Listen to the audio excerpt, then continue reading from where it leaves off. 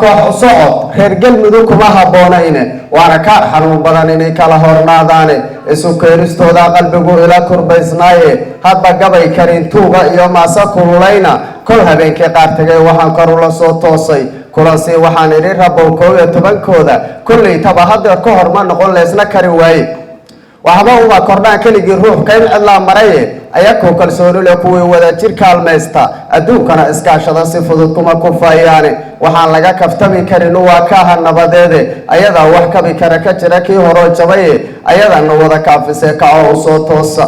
ku difaaca beelna lama dhihin kiis hal ruux galaye naftaadana ma kabi rabo addoon kariyeytiisiiye kutubadana kuwa taaltolkaa kibir ku taageere isu kaalayoon keligii qoysneefkii kici waaye kabaalada cidii soo jartana waa ku kaligeedi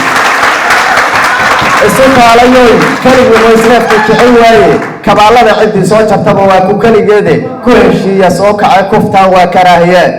kun cidlaa kun ruuxoo ku go-ay oo wax kala haysan oon kayd hantiya kala furay kobaha mooyaane iyo kooxa beeleedku waa kiina daashadaye kansar iyo ka darankaan kariyo kuudajiyo booge ilaahay ha naga koriyo kaa waan kobci lahayne adinkuna talaad uga kacdaan kaxanadan yeesha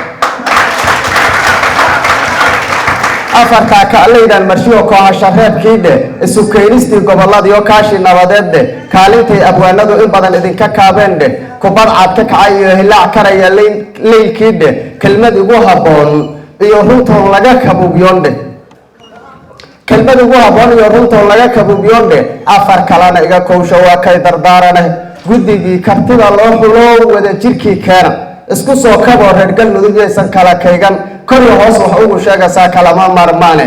kaxkax iyo kulayl kuma jirta alyar ula keena kaftankiiyo maxaa soo kordhada kala tilaab qaada kala baahsanaantiyo kan raba kiisa soo bixinta karantiila oo naga baxshoo keligii raacdeeya